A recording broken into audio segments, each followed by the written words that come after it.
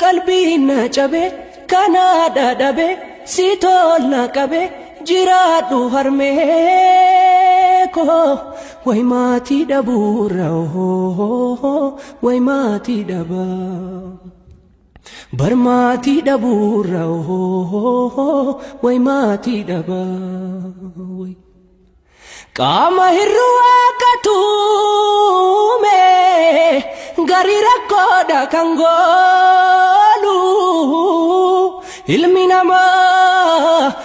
nama walina hudaf ina momuga ilmi nama Assalamu alaikum akabir naga fayya kesani ega obboletti tenutun hada farida jedhamti intala oromoti akkuma nama kamitu jireenya ofirraa jijjiiru biyya baate Amerika Canada Australia biyya baate biyya kanatti ilmoo argatte haadha ilmooti osoo ilmoo mana oolmaa daa'immanii geessiteetiin kara dalagaa deemtu jarjaraan ganama taasisa biyya kanatti waan ta'eef liifti gidee ilmoo ganda geeffattee achi jarjaraan deemtu baasa jaraatara isaa irraa deemame liiftii banaa jiru jarjaraan itti tarte doora 8 lafatti kuftee amma meedisii kunuunsi caccabaadha warri mootu sagalee kana itti Facebook kanatti argitan jedhee yaada qaama madaa isii yoo agartite TikTokin na adabaa fi kuno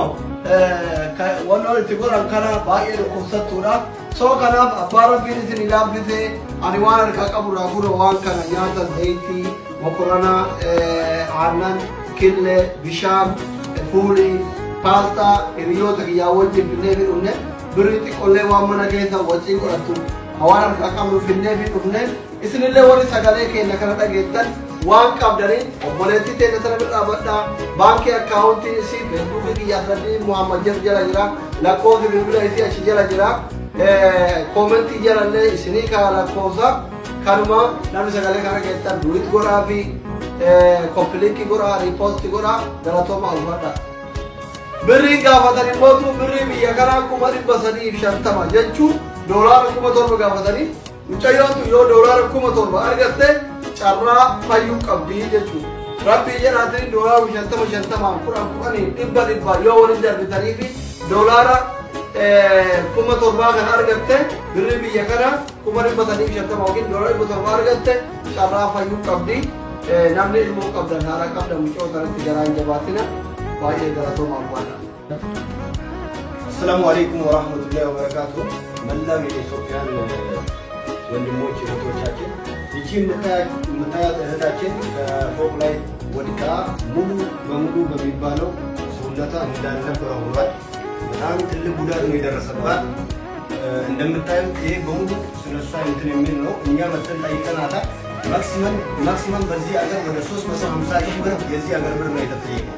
ወደ ዶላር ሲቀየር ወደ 7,000 ብር ነው። ይሄንን ደግሞ ማግኘት አትችልም። እቺ ልጅ እናት ነች። እንደማንኛውም ሰው ለፍታ ልጇን የምታሳድግ ሰው ነበረች። የወደቀችበት አጋጣሚ ደግሞ እዚህ ሀገር ላይ ሴቶች ልጃቸውን ሰው ጋር አስቀምጦ ስራ ቦታ ውሎ ወደ ቤቱ ይመለሳል። ልክ ህፃኗን ለሰው ሰጥታ ስትመለስ አሰንሲር ውስጥ ስትገባ አሰንሲሩ ባዶ ነው። በሩ ሲከፈት አሰንሲሩ ባዶ ነው። እንደዛው ወደ ታች ሰመጠ። ምንም መንቀሳቀስ አትችልም። እንደምታያት ሽንቷንን በቱቦ ነው የምትሸነው። ይሄ በሙሉ ስለሷ የሚያሳየው መረጃ ነው። እቺ ልጅ አሁን ላይ ራሱ በጣም ትልቅ ችግር ውስጥ ነው ያለችው። ባላችሁ አቅም ቢያንስ የምትችሉትን አድርጉላትና እንደማንኛውም ሰው እንረዳት። ትልቅ ችግር ውስጥ ነው ያለችው። ወላሂ መጥቼ ሳያት በጣም ነው የከፋን የተሰማን ያዘን ነው። እኛ እንደምንችለው ይኸው ከዶክተር አስሊጋ ሆነን መተን ጠይቀናታል። የምንችለውን ነገር ይኸው አድርገናል። እናንተም እዚህ ላይ አካውንቱ ተለጥፏል። አካውንቱ አስረዲ ሙሐመድ የሚባል ፌስቡክ አለ።